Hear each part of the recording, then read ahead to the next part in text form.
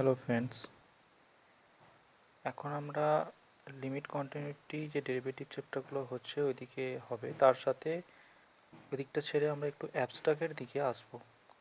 Abstract main হচ্ছে যে সিলেবাসে আছে সেট রিলেশন ম্যাপিং, অর্থাৎ ফাংশন ম্যাপিং, মানে সেই জিনিস নিয়ে এই দিকের পার্ট একটু আলোচনা শুরু হবে।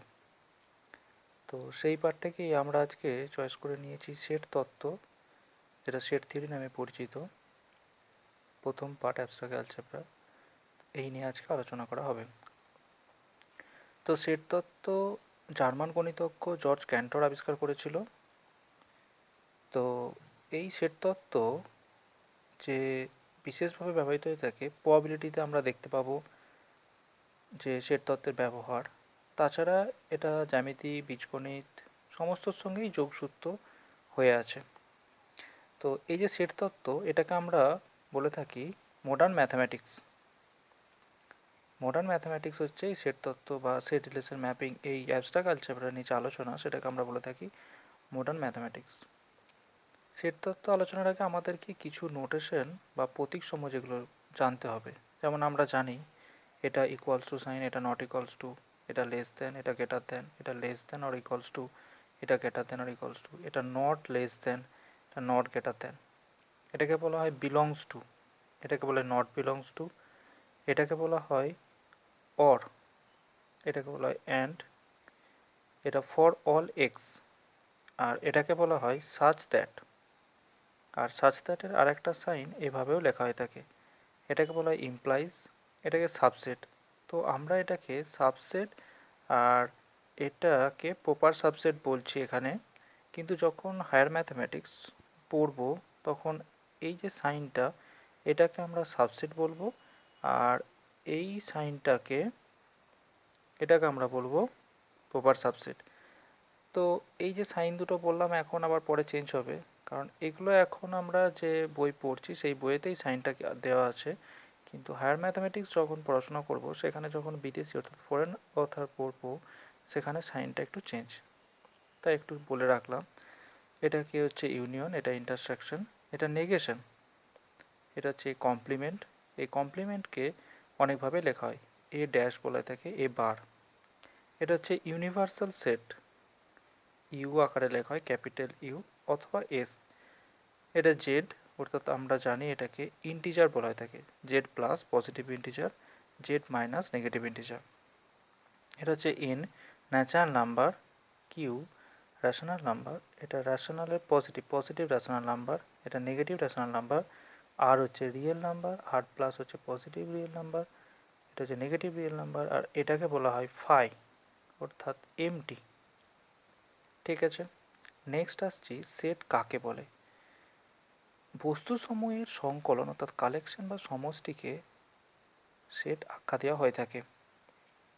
যেমন কীরকম না, সংকলনটি সুসংজ্ঞাত হতে হবে, ওয়েল ডিফাইন্ড। সংকলনের অন্তর্গত যে কোনো দুটি বস্তু পরস্পর ভিন্ন হতে হবে, অর্থাৎ ডিফারেন্ট হতে হবে। সংকলনের অন্তর্গত বস্তুগুলো কম নিরপেক্ষ, অর্থাৎ ইন্ডিপেন্ডেন্ট অর্ডার। তাহলে এই যে তিনটে আমরা লিখলাম, এই তিনটে একটু ব্যাখ্যা করা যাক। ফার্স্টে আসছি ওয়েল ডিফাইন্ড। ওয়েল ডিফাইন্ডটা কী? যেমন আমরা যদি বলি যে ভারতবর্ষের মধ্যে সমস্ত রাজ্যগুলোকে লেখাও, তাহলে আমরা সেখানে 28টা রাজ্যের কথা উল্লেখ করতে পারবো। তো আমরা একটা সেট হিসেবে সেটাকে বিবেচনা করতে পারবো। কিন্তু যদি বলে দেওয়া হয় যে একটা স্কুলের মধ্যে সমস্ত লম্বা ছাত্রদের বা ছাত্রীদের নিয়ে একটা সেট, সেই সেটটা ওয়েল ডিফাইন নয়। কারণ কি না, এখানে লম্বা বলতে আমরা কত হাইটের পর থেকে লম্বা ধরবো সেটা বলা নেই সুসংগতভাবে, সেজন্যই সুসংগতভাবে হতে হবে, অর্থাৎ ওয়েল ডিফাইন্ড হতে হবে। আর যে কোনো দুটি বস্তু পরস্পর ভিন্ন মানে কি, আমরা যদি এভাবে লিখি 1 2 2 3 3 4 4, এভাবে যদি লিখি, এটাকে অ্যাকচুয়ালি বোঝে থাকে 1 2 3 4, অর্থাৎ সেটের যে এলিমেন্টগুলো হবে সেগুলো সমস্ত এলিমেন্টে ভিন্ন হতে হবে। আর অন্তর্গত বস্তুগুলো কম নিরপেক্ষ, এটা মানে কি, আমরা যদি একটা set A E I O U, অর্থাৎ ভায়োলেট সেটগুলোকে নিয়ে থাকি, আর সেটাই অন্য একজন লিখলো যে A I O U E, this two sets are same. Okay, next আসছি সেট সমূহের উপস্থাপন কিভাবে করা হয়ে থাকে। তো তার আগে আমার একটা কথা বলে নিই যে যখন আমরা সেট লেখা হয়ে থাকে সেই সেটকে লেখা হয়ে থাকে ABC অর্থাৎ ক্যাপিটাল লেটার দিয়ে লেখা হয়ে থাকে, আর সেটের সমস্ত এলিমেন্টগুলোকে লেখা হয় স্মল লেটার দিয়ে অর্থাৎ ABC। যেমন আমরা এখানে লিখলাম যে ক্যাপিটাল A সমান AIOU, অর্থাৎ এই যে সেটকে ডিনোট করা হচ্ছে ক্যাপিটাল লেটার দিয়ে আর তার মধ্যবর্তী এলিমেন্টগুলোকে স্মল লেটার দিয়ে। নেক্সট আসছে সেট সমূহের উপস্থাপনা কিভাবে করা হয়। একটা হচ্ছে রস্টার পদ্ধতি, আর একটা হচ্ছে যে ধর্মভিত্তিক পদ্ধতি। রস্টার বা ছকবদ্ধীকরণ সেটাকে বলা হয় থাকে ট্যাবুলার মেথড, আর একটা প্রপার্টি মেথড আর সেট বিল্ডার মেথড। তো আমরা যখন এই সেটটাকে লিখছি যে AEIOU, এটাকে বলছি রস্টার বা ট্যাবুলার মেথড। আর ধর্মভিত্তিক বলতে সেটটাকে না বলে তার যে প্রপার্টিটা বোঝাচ্ছে সেটা যদি আমরা লিখে দিই এবং সেটা একটা সেটকে ইন্ডিকেট করে বা সূচিত করে, সেটাকে বলা হয় থাকে আমার ধর্মভিত্তিক বা প্রপার্টি মেথড। যেমন AEIOU আমরা লিখছি যে সমস্ত স্বরবর্ণগুলি নিয়ে সেট। ঠিক আছে, এরপর আমরা কিছু ডেফিনেশন নিয়ে আলোচনা করব। যেমন প্রথমে আসছি সসীম ও অসীম সেট। সসীম সেট যেমন হচ্ছে যে সেই সেটের মধ্যে যে এলিমেন্টগুলো থাকবে সেগুলো গণনা করা যাবে, কাউন্ট। যেমন এই সেটটা আমরা লিখেছি 2 4 6 8, আবার বি সেটটা লিখেছি AIOU। কিন্তু সি সেটটা যেটা লিখেছি যেটা হচ্ছে এক্স সাচ দ্যাট এক্স স্বাভাবিক সংখ্যা কোথায় না 2 থেকে 9-এর মধ্যে, 2 থেকে 9-এর মধ্যে স্বাভাবিক সংখ্যাগুলোকে নিয়েছি। এরপর ইনফাইনাইট সেট। ইনফাইনাইট সেট মানে যেগুলো গণনা করা যাবে না। যেমন এক্স সমান হচ্ছে 1 2 3 4 5 এভাবে যাচ্ছে, তাহলে আমি যদি কেউ এন বলে তার থেকে 1 যোগ করে বড় সেট বলে দিতে পারবে, তাহলে বলা যাবে না এটা কোথায় শেষ হয়েছে, সেই জন্য এটা ইনফাইনাইট সেট। যেমন y equals 1/n, n equals 1 2 3, মানে এখানে 1/2 1-এর 3 1-এর 4 এভাবে করে যাবে। আর জেড হচ্ছে এক্স বাস্তব সংখ্যা যেখানে 2 less than x less than 4। এরপর এই যে ইনফাইনাইট সেট এটাকে আবার দুভাগে ভাগ করা যায়। একটা হচ্ছে ডিনিউরেবল আর একটা হচ্ছে যে নন ডিনিউরেবল, একটা গণনযোগ্য আর একটা অগণনযোগ্য। তাহলে গণনযোগ্যটা কি, যেটাকে অনুক্রম অর্থাৎ একটা সিকোয়েন্সে আকারে লিখতে পারবো আমরা। যেমন এখানে 1 2 3 4 5 6 পরপর লিখতে পারবো, এখানে যেমন 1/2 1-এর 2 1-এর 3 1-এর 4 লিখতে পারবো। কিন্তু অগণনযোগ্য যখন এই 2 আর 4 এর মধ্যে আমি যদি এখানে লিখি 2.01, তারপরে কেউ লিখতে পারে 2.001, ঠিক আছে, 2.000 আরও শূন্য বাড়িয়ে দিল, এভাবে হতে পারে। তাহলে সেটাকে আমরা কি বলছি, নন ডিনিউরেবল, অর্থাৎ আমরা সেটাকে লিখতে পারি না একটা সিকোয়েন্সের আকারে। নেক্সট আসছি একপদী সেট অর্থাৎ সিঙ্গেলটন সেট, মানে সেই সেটের মধ্যে যদি একটা এলিমেন্ট থাকে সেটাকে বলা হয় একপদী সেট। শূন্য সেট, নাল বা void set or empty set, phi অর্থাৎ এটা গিক অক্ষরে একটা এইভাবেও লেখা হয়ে থাকে, অথবা একটা সেকেন্ড ব্র্যাকেটের মধ্যে তার কিছু দেওয়া না হয় তখন সেটা ফাই সেট বোঝায়। কিন্তু এটাকে যদি লেখা হয় এই সেটটা, এটা হচ্ছে একটা সিঙ্গেলটন সেট বোঝাবে, এটাকে একটা সিঙ্গেলটন সেট কিন্তু বোঝাবে, তাই শুধু সেকেন্ড ব্র্যাকেটের মধ্যে ফাঁকা রাখতে হবে। তাহলে কি লিখছি না, একটা ফাই সেটের উদাহরণ দিচ্ছি, এক্স একটা মৌলিক সংখ্যা এবং এক্সটা কোথায় আছে 32 থেকে 36-এর মধ্যে, তাহলে তার মাঝখানে কি আছে 32 34 35 36, তাহলে এগুলো একটা মৌলিক সংখ্যা নয়। এরপর উপসেট। উপসেটটা কি না, বি সাবসেট এ, এই যে এটা সাবসেটের চিহ্ন আগেই বলছি, মানে আগে যখন নোটেশনগুলো ইউজ করছিলাম। এ হচ্ছে আমার একটা সেট যেটা 1 2 3 4 5 6 এলিমেন্ট আছে, আর বি হচ্ছে 1 3 5 আছে, অর্থাৎ বি সেটটা এ সেটের থেকে ছোট হবে এবং এ সেটে অধিকতম বি সেটের থেকে একটা এলিমেন্ট বেশি থাকবে।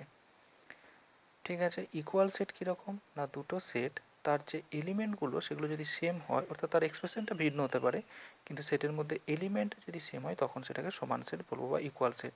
যেমন এখানে x সমান -2 -1 লেখা হয়েছে, আর এখানে ওয়াই সেটটাকে আমরা ডিফাইন করছি যে a square plus 3a plus 2 সমান 0 সমীকরণের বীজ। তাহলে এই সমীকরণের বীজ কি -2 -1, তাহলে সেই x আর y তখন আমরা কি হচ্ছে x সমান y, x আর y ইকুয়াল সেট।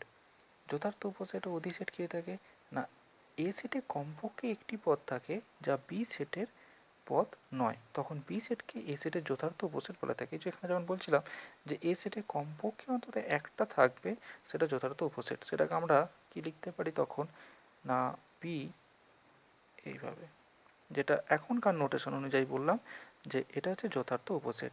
আর অধিসেট কখন না, এই এ সেটকে বি সেটের অধিসেট বলা থাকে, কারণ এতে বেশি এলিমেন্ট আছে, বি এর থেকে অন্তত একটা বেশি এলিমেন্ট এতে আছে, তাই বি কে হচ্ছে যে বলা হয় উপসেট যথার্থ উপসেট, আর একে বলা হয়ে থাকে অধিসেট।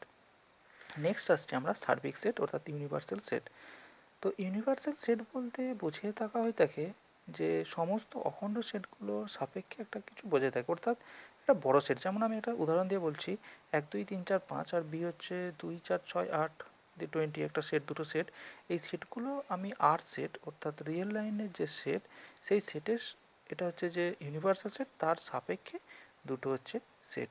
অর্থাৎ আমি যে কোনো একটা সেট নিই না কেন, সেগুলো সবগুলো হচ্ছে আর সেটের সাপেক্ষে, মানে আর হচ্ছে সার্বিক সেট, তার সাপেক্ষে এগুলো সব সাবসেট হবে আর কি। সেই আরকে এখানে সার্বিক সেট অর্থাৎ ইউনিভার্সাল সেট বলা হয়ে থাকে। এরপর আমরা যখন আর এর থেকে বড়, যেমন কমপ্লেক্স নাম্বার নিয়ে আলোচনা করবো, তাহলে কমপ্লেক্স নাম্বারকে তখন আবার আমি সার্বিক সেট বলবো। তো এখানে যেহেতু রিয়েল লাইন নাম্বার নিয়ে আলোচনা করা হচ্ছে, তাই রিয়েলকে আমরা এখানে সার্বিক সেট বলছি, কারণ রিয়েল নাম্বার তার কার থেকে বড়, কিউ এর থেকে বড়, কিউ আবার কার থেকে বড়, জেড এর থেকে বড়, জেড আবার কার থেকে বড়, ন্যাচারাল নাম্বারের থেকে বড়, এইভাবে আর কি। তাই আমরা এখানে আরকে উল্লেখ করা হয়েছে। নেক্সট আসছি সূচক সেট অর্থাৎ পাওয়ার সেট। পাওয়ার সেট কি না, যে সেটের পদসমূহ একটি প্রদত্ত সেট, এ সেটের উপসেটগুলো হবে আর কি, সেই উপসেটগুলোকে নিয়ে যে সেটটা গঠিত হবে সেটাকে সূচক সেট বা পাওয়ার সেট বলা হয়ে থাকে। তো আমরা এ সেটে একটা 1 2 3 এলিমেন্ট আছে, তার পাওয়ার সেটগুলো কি হবে, 5 সিঙ্গেলটন 1 সিঙ্গেলটন 2 সিঙ্গেলটন 3 1 2 2 3 3 1 1 2 3। তাহলে এই যে সমস্তগুলোই এর কি হয়ে থাকে, সাবসেট অর প্রপার সাবসেট। তাই সেগুলোকে নিয়ে যে সেটটা গঠিত হয়েছে সেটাকে পি অফ এ দ্বারা ডিনোট করা হয়ে থাকে এবং এটাকে বলা থাকে সূচক সেট। তো যদি সেখানে এই যে তিনটে এলিমেন্ট আছে, তাহলে তার পাওয়ার সেটের সংখ্যা হবে 2³ মানে 8। 8টা এলিমেন্ট আমার পাওয়ার সেটে থাকবে। সেটা লেখা হয়েছে যে একটি সসীম সেট এর পদ সংখ্যা n হলে তার সূচক সেট 2n সংখ্যক পদ থাকবে। এরপর সাম ইম্পর্টেন্ট কনক্লুশন, কিছু গুরুত্বপূর্ণ সিদ্ধান্ত নেওয়া যাক। যে শূন্য সেট যে কোনো সেটের উপসেট, ফাই ফাই সেট হচ্ছে যে কোনো সেটেরই হচ্ছে যে উপসেট। আবার প্রত্যেক সেট তার নিজের উপসেট, মানে এ সাবসেট অফ এ। তাহলে আমরা যদি ধরে নিই যে এ তার এ সাবসেট নয়, তাহলে এই এ সেটের মধ্যে একটা এলিমেন্ট বেশি আছে যেটা এতে নেই, সেটা কখনোই সম্ভব নয়। তাহলে অবশ্যই প্রত্যেক সেট তার নিজের হচ্ছে যে উপসেট। যদি A subset of B, B subset of C হয়, তাহলে obviously A subset of C হবে। আবার A subset of B, B subset of A হলে এ সমান বি, এবং বিপরীত ক্রমে সত্য, অর্থাৎ এ সমান বি হলে A subset of B, B subset of A হবে। সেটের প্রক্রিয়া সমূহ অর্থাৎ সেটের অপারেশন। তো ব্রিটিশ গণিতজ্ঞ অয়লার ভেন চিত্র অর্থাৎ ভেন ডায়াগ্রাম বলে দিয়ে গিয়েছিল, যেখান থেকে আমরা সেটের যে অপারেশনগুলো অর্থাৎ ইউনিয়ন অফ টু সেট বা ইউনিয়ন অফ থ্রি সেট, যাই হোক ইন্টারসেকশন অফ টু সেট, এগুলো সম্পর্কে আমরা ভালোভাবে একটা ব্যাখ্যা দিতে পারি। তো এখানে আমরা একটা সংক্ষিপ্ত ব্যাখ্যা দেওয়ার চেষ্টা করা হচ্ছে। কীরকম, দুটি সেটের যোগ মানে এ ইউনিয়ন বি, এটা এ সেট এটা বি সেট হয় যদি, তাহলে তাদের ইউনিয়ন বলতে এই যে ডটের পুরো লাইনটা, এটাকে ইউনিয়ন বি আকারে প্রকাশ করে থাকে। ইন্টারসেকশন বি তার মানে এর আর বি এর মধ্যবর্তী যে ইন্টারসেকশন অঞ্চলটাকে, সেটাকে ইন্টারসেকশন বি বলা হয়ে থাকে। বিচ্ছেদ সেট, ডিসজয়েন্ট সেট কোনটা না, এ বি যদি কোনো ইন্টারসেকশন পয়েন্ট না থাকে, যদি ইন্টারসেকশন করে নেয়, অর্থাৎ ইন্টারসেকশন বি সমান ফাই। দুটি সেটের অন্তর কি, ডিফারেন্স অফ টু সেট, মানে এ সেটটা থেকে আমরা বি সেটকে বাদ দিলে, অর্থাৎ বি সেটটা বাদ দিয়ে বাকি যে অংশটা পড়ে থাকে সেটাকে এ মাইনাস বি সেট বলা থাকে।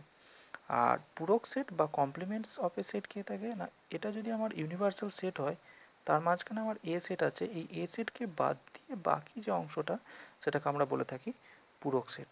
এরপর কিছু আমরা প্রপার্টিজ নিয়ে আলোচনা করবো, যেমন এটা ইউনিয়নের প্রপার্টি কী কী হয়ে থাকে সেই নিয়ে আলোচনা করা যাক।